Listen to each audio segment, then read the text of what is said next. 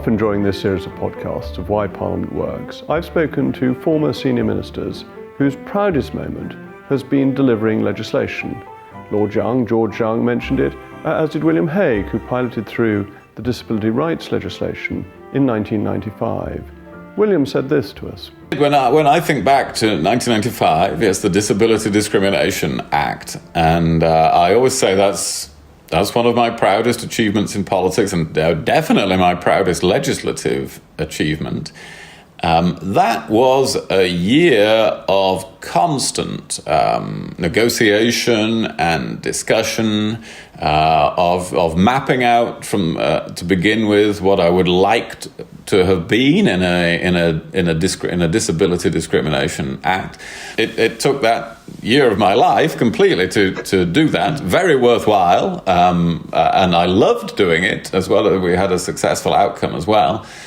But that's what it's like. It's a constant daily back and forth, and all of those different views in Parliament and government are informed by a multitude of different organisations and individuals outside Parliament who, through that process, will be lobbying for legislation to take a particular form. So it's quite a process taking a major bill through Parliament. But today it's more exciting because it's up to date, and I'm with Victoria Atkins, who is still in the final throes of piloting through the domestic abuse bill, a really pioneering piece of legislation. And Victoria, first of all, thank you for joining me. My pleasure, my pleasure. I would love to know how you've done this, how you've seen it through from the beginning, and the many obstacles that get placed in the way of legislation. Well, it's such a pleasure to be talking about this, and particularly in the context of the domestic abuse bill, which, as you've rightly described, it's a landmark piece of legislation. There are at least 2.3 million adult victims of domestic abuse in this country, and that doesn't include children who are living in those households as well. And we know that domestic abuse has a huge impact, a horrible impact on victims and their families. It can take many forms. It may be physical violence, but it can also, as the bill is making clear, extend to sexual, emotional, and other forms of abuse. And so this bill, I truly believe, is going to be able to help an enormous number of people through its various measures. It's been a huge privilege to work on it, and we're very much looking forward to now having the bill in force so that it's beginning, its practical effects roll out across the country. And the bill has been a model of legislative procedure in a way, because it had very careful draft scrutiny. Did you find that helped, and that there were lots of good ideas that came in as the bill was being... Very much so. It was absolutely invaluable. So the process of the bill started with a public consultation, and we received something like 3,000 responses to that. That helped us shape the draft bill. We then appointed a joint committee of both members of Parliament and peers to look at the draft bill, to take evidence from experts, charities and so on, so that they could put forward recommendations as to the shape of the bill and what it should look like when it was introduced before the House of Commons. We very much took those recommendations on board, rejigged, retweaked, and then we introduced it to the House of Commons. And then I'm afraid external political events, if I can put it that way, intervened. And this bill has, we've had general election, we've had a change of Prime Minister, but what I'm so proud of is that even with these external, very insignificant, really important political events, we have nonetheless kept the bill going. And I was very, very proud that the government continued with the bill in the midst of the first lockdown, which, Jacob, you all know as leader of the House, there were very few pieces of legislation that the House could consider at that time. This bill was one of them, and it is in a much, much better shape now because of all the scrutiny that it's had than it was 3 years ago when I first saw the draft bill. So it's been a marathon, but I very much hope that victims and survivors will see it as time well spent, and they will really benefit from it. And one of the reasons we were able to continue with it during the first stage of the lockdown was it had such widespread cross-party support, and therefore we could get the second reading through without a division. But it must have been frustrating having to reintroduce it, having introduced it in the previous session and done a lot of work on it and then found you had to start again? It was more sort of a wish just to get it going so that we could get to a stage where it's helping people on the ground. I mean, we obviously focus on the legislation, on the journey through both houses, but actually the reason for this bill, as the Prime Minister has made clear, is to help those 2.3 million victims. And so it was a really it was a real honour actually to be involved in the various stages, even if we were having to repeat one or two stages because of external events. I never ever struggled as a minister to find something to say, and I know that was across the House. You know, this wasn't a bill where you were repeating the speech you may have given before. Every single parliamentarian has contributed something very powerful, I think, to this bill. And having that level of cross-party support as you were introducing the bill is not typical of Parliament, is it? Or certainly not typical of the image of Parliament, that people think we're always hammer and tongs at each other. But actually you had a lot of support from the Labour benches, the SNP and all the other parties. It's been, if I may say so, the model of cross-party working together.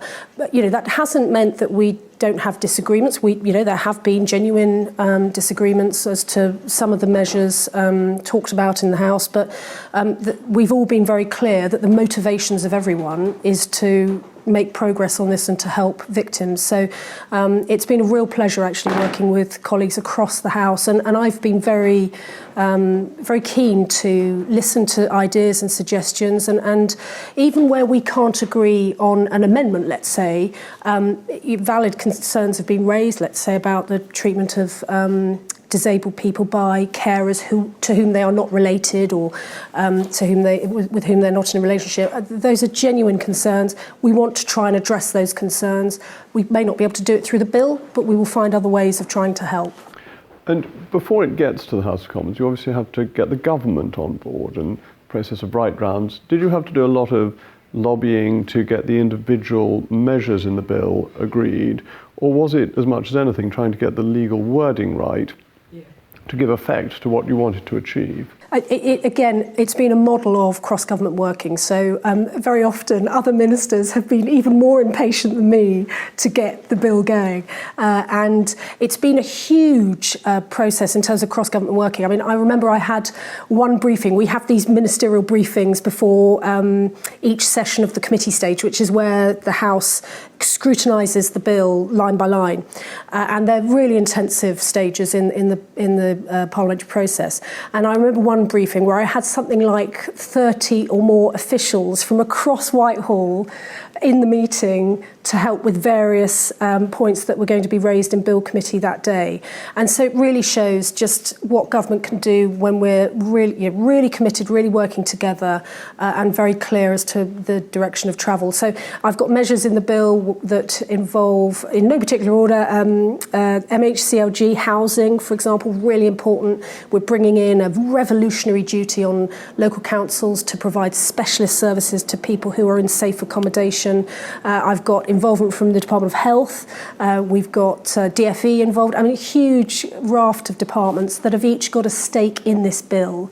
And we'll very much be working afterwards to ensure it has the power we would want it to have. One of the things I've been discussing in this series of Why Parliament Works is the sort of hidden wiring. What's so interesting about what you've just said is how seriously you were taking the committee stage, that you weren't thinking, well, the government's got a majority, we'll get this through.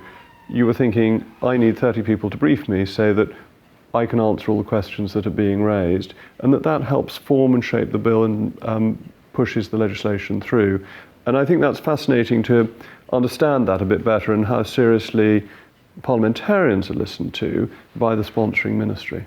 Very much so. And I'm conscious that there are colleagues across the House who have different experiences and different qualifications in certain areas. So, for example, our dear friend Dame Cheryl Gillen, who's just sadly passed away, she was an expert on how to help people living with autism. And she was very concerned to ensure that the bill could address the needs of victims who are grappling with autism and who are also victims of abuse. Another colleague gave a very, very moving speech about his own experiences as a child living in an abusive household. And of course, across the House, we had the Labour Member of Parliament for Canterbury giving her own experiences as a survivor. And so I think, I would hope that any minister with the responsibility of bringing legislation through the House would do everything they possibly can to listen to parliamentarians as well as charities and survivors and so on, but also to ask their officials, what can we do to address this? And having the level of support you had is a great help in almost all respects. The difficulty is everybody wants to stop domestic abuse and domestic violence, but how do you make law effective? How do you turn a good intention into something that allows the various functions of government to reduce the incidence of domestic violence? And that must have been the most complex part of this process. It is incredibly complex, particularly when we are dealing with issues of consent, for example. If one looks at the work that went into the so-called rough sex defence that was clarified, we put an amendment down working with Harriet Harman and Mark Garnier. We put an amendment down to clarify the law on that because we were getting the message loud and clear that this was a huge issue that should be dealt with in this bill. So too with non-fatal strangulation that we have just assisted with in the Lords, putting that amendment down. These are incredibly important issues that have a real impact on people's lives, but they're also very, as you say, very technical legal issues. And I dare I say it, as a former barrister, I think that definitely helped me with some of these legal issues because I don't need the law of consent explained to me, or the technicalities of recklessness, etc. Just having that background really helped navigate our way through some of those very technical issues. And both in the Commons and then in the Lords.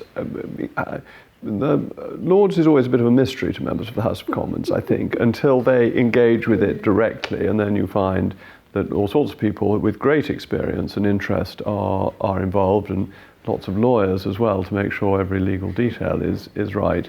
How did you find the interaction with the Lords?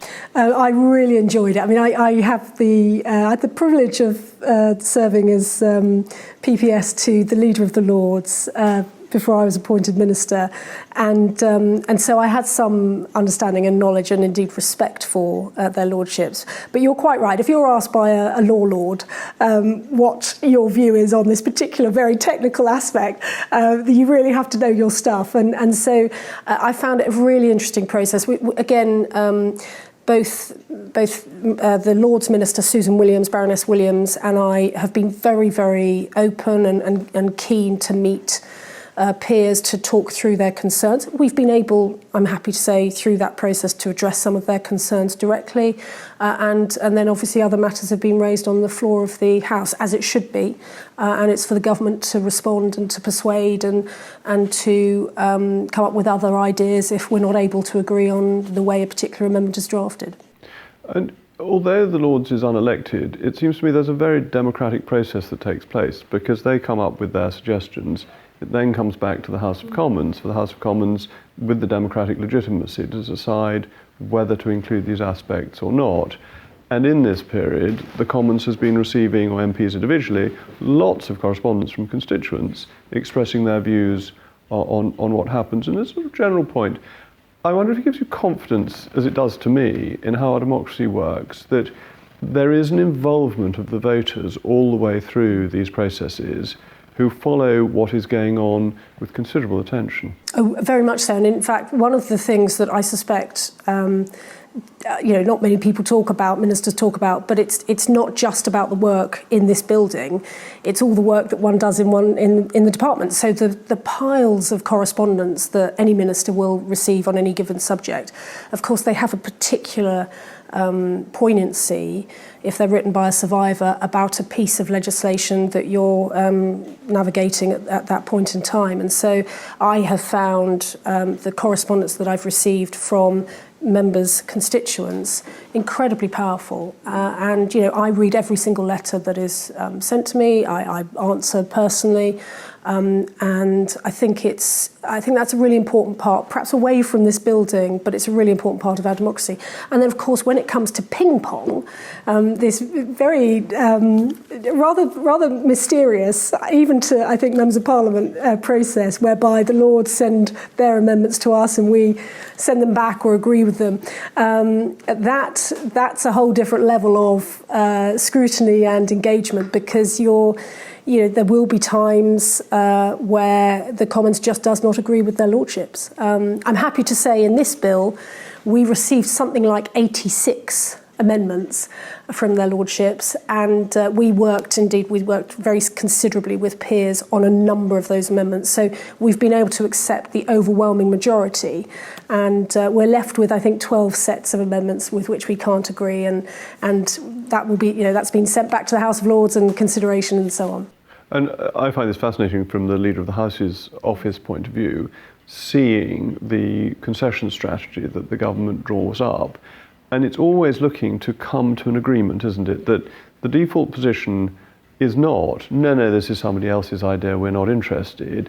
It's how do we make this work? And very often, refusal of an amendment is practicality rather than disagreeing with the objective, particularly in a bill like yours. Very much so. And I've been very clear throughout that if we can't agree to an amendment for, as you say, technical or other reasons, let's see if there's a practical non-legislative way that we can deal with some of those concerns. So, for example, a huge issue throughout both houses' consideration of the bill has been the treatment of migrant victims.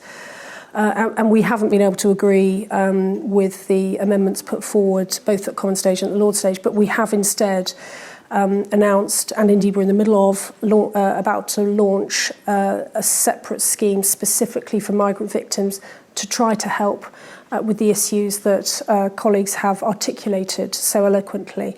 And so that is a very practical measure that will be helping victims as soon as the scheme is launched. But we've just not been able to agree on the wording within the legislation. So the practical scheme is what we're doing instead. And this requires a lot of goodwill between all the interested parties, as you're saying, cross-party working. But ultimately, this is going to make people's lives better. You are going through what you have done. I mean, as William Hague did with his Disability Rights Bill, people will look back in 20 years' time and say, Victoria Atkins helped people. This must be so important as a politician and is in a way about the essence of politics. It's an extraordinary privilege, and not least because my background, I used to prosecute criminals before I was elected to the House. And in your early years of training, you're in the magistrates' courts, you're dealing perhaps with lower level offences. And I remember turning up at magistrates' courts, and there would be cases where there's domestic violence, and you have the photographs, you know the physical damage that has been done to a victim, you see it, you want to prosecute that case, and yet back in the day, 15 years ago or so ago, we didn't understand domestic abuse in the same way that we do today, and very often those victims, those women whose photographs I had before me, whose cases I wanted to prosecute, they had made a withdrawal statement. In other words, they'd said they don't want to continue with the prosecution. And so it's as much for those victims as for the victims today and in the future that this bill means so much. So it's a huge privilege, but crikey, I am but one cog in an enormous machinery of government that's made this bill happen. And the Prime Minister, Boris Johnson, also the previous Prime Minister, Theresa May, were absolutely critical in ensuring that this legislation was developed. So I think all of us have played our part. But the one thing I've noticed in my relatively short time in government is that everything that actually happens is always driven by one named minister. And that minister, yes, has to gather support from Prime Minister and from outside bodies and from within Parliament. But you're very modest to say you're a small cog. I don't think anything that really gets pushed through happens without that minister who runs with it. But this is the next bit you've got, is of course Royal Assent we hope is coming very soon, and then it's the implementation. And it's not just about getting the bill, is it? It's about how that bill then takes effect, which is, I assume, under your auspices once it's completed. Yeah, absolutely. You know, a law can only achieve so much. It's about how it helps that person fleeing an abusive relationship, how they look after their children, you know, how, all of that network of consequences that flow from an abusive relationship. And so, that is absolutely the next challenge for government. I think, you know, clearly already we have plans underway. We have, for example, been able to announce specific funding for councils to help with specialist services for people in refuge and safe accommodation. That's going to be rolling out as soon as Royal Assent has passed. We're also able to help through non-legislative means. So this year, in January, the height of third lockdown, we announced the Ask for Annie code word scheme, which doesn't need a law to pass it, but it means that any victim of domestic abuse who walks into a Boots or a Superdrug or other independent pharmacies that are taking part, they use the code word and they will then get immediate help. And so and we know this has already been used. Many victims across the country have already used this scheme, which is an extraordinary avenue of support. And so it's through legislation, but also practical measures that we can make a real difference. And with the bill, the definition, I think, is what is in a way the most important part, because everything else flows from that. Once people have a clear understanding of what domestic abuse is, the many forms it can take, how it can affect people, then that will inevitably help commissioning of local services. It will help with decisions that are made as to perpetrators. Can we remove the perpetrator from the home rather than the victim? Those sorts of decisions will have a huge impact for victims and survivors across the country. And it's in this sense that legislative change then moves societal change. Yes. And we're seeing it already with the DA bill, even now, because through the bill we've been able to, as I say, define domestic abuse. We've been able to clarify the law on so-called rough sex. We've been able to prohibit non-fatal strangulation in circumstances. We've been able to prohibit threats to use revenge porn. And these apply not just in relationships as defined by the bill, but in circumstances other than those relationships. And that, I think, is a really important line in the sand for some of the issues that women and girls in particular are facing in the 21st century. I think a sign of a good bill is when it's putting into law things that most people would have thought were in law already. And that what you've just been saying are things that I think many people listening to this would be surprised were currently not banned and didn't have a legislative response to. And I think that's one of the great strengths of your bill. But thank you so much for talking about it. Thank you very much for sharing your experience. Thank you. It's been a real pleasure. Thank you.